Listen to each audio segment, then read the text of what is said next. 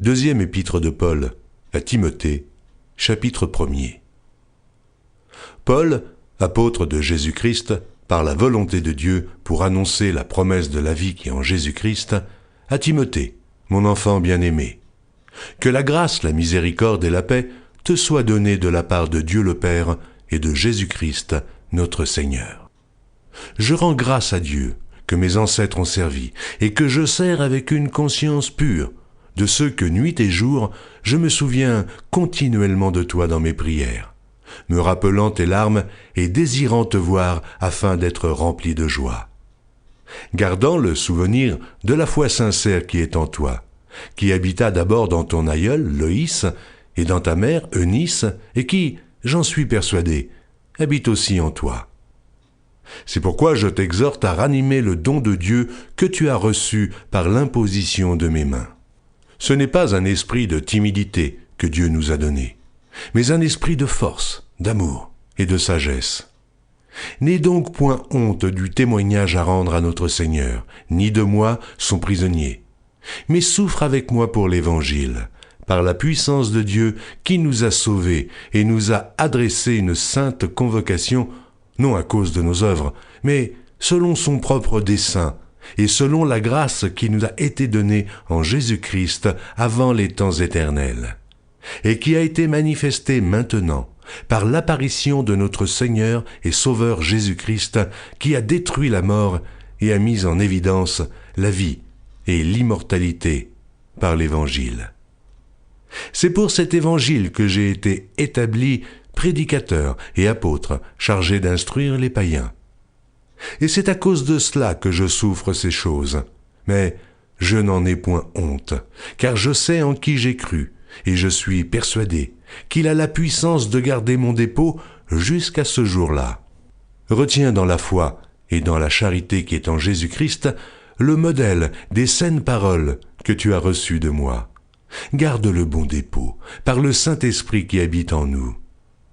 Tu sais que tous ceux qui sont en Asie m'ont abandonné, entre autres Pygèle et Hermogène.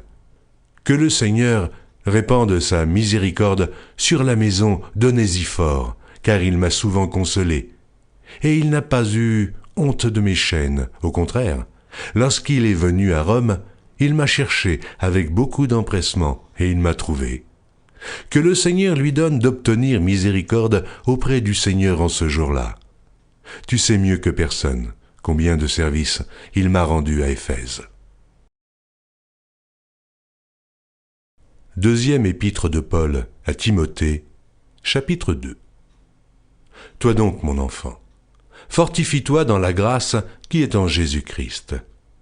Et ce que tu as entendu de moi en présence de beaucoup de témoins, confie-les à des hommes fidèles, qui soient capables de l'enseigner aussi à d'autres. Souffre avec moi, comme un bon soldat de Jésus-Christ. Il n'est pas de soldat qui s'embarrasse des affaires de la vie, s'il veut plaire à celui qui l'a enrôlé, et l'athlète n'est pas couronné s'il n'a combattu suivant les règles. Il faut que le laboureur travaille avant de recueillir les fruits. Comprends ce que je dis, car le Seigneur te donnera de l'intelligence en toutes choses. Souviens-toi de Jésus-Christ, issu de la postérité de David, ressuscité des morts selon mon évangile, pour lequel je souffre jusqu'à être lié comme un malfaiteur. Mais la parole de Dieu n'est pas liée. C'est pourquoi je supporte tout à cause des élus, afin qu'eux aussi obtiennent le salut qui est en Jésus-Christ avec la gloire éternelle. Cette parole est certaine. Si nous sommes morts avec lui, nous vivrons aussi avec lui. Si nous persévérons, nous régnerons aussi avec lui. Si nous le renions, lui aussi nous reniera. Si nous sommes infidèles, il demeure fidèle, car il ne peut se renier lui-même. Rappelle ces choses en conjurant devant Dieu qu'on évite les disputes de mots qui ne servent qu'à la ruine de ceux qui écoutent. Efforce-toi de te présenter devant Dieu comme un homme éprouvé, un ouvrier qui n'a point à rougir, qui dispense droitement la parole de la vérité. Évite les discours vains et profanes, car ceux qui les tiennent avanceront toujours plus dans l'impiété, et leur parole rongera comme la gangrène. De ce nombre sont Hyménée et Philette, qui se sont détournés de la vérité, disant que la résurrection est déjà arrivée et qui renversent la foi de quelques-uns. Néanmoins, le solide fondement de Dieu reste debout avec ces paroles qui lui servent de sceau. Le Seigneur connaît ceux qui lui appartiennent et quiconque prononce le nom du Seigneur, qu'il s'éloigne de l'iniquité. Dans une grande maison, il n'y a pas seulement des vases d'or et d'argent, mais il y en a aussi de bois et de terre. Les uns sont des vases d'honneur et les autres sont d'un usage vil. Si donc quelqu'un se conserve pur, en s'abstenant de ces choses, il sera un vase d'honneur, sanctifié, utile à son maître, propre à toute bonne œuvre. Fuis les passions de la jeunesse et recherche la justice, la foi, la charité, la paix, avec ceux qui invoquent le Seigneur d'un cœur pur. Repousse les discussions folles et inutiles, sachant qu'elles font naître des querelles. Or, il ne faut pas qu'un serviteur du Seigneur ait des querelles.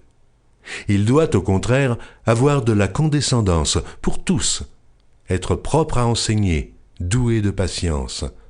Il doit redresser avec douceur les adversaires, dans l'espérance que Dieu leur donnera la repentance pour arriver à la connaissance de la vérité, et que, revenus à leur bon sens, ils se dégageront des pièges du diable qui s'est emparé d'eux pour les soumettre à sa volonté. Retrouvez chaque jour sur EMCI TV une nouvelle lecture de la Bible illustrée en vidéo. Pour revoir ce programme, rendez-vous sur notre site emcitv.com.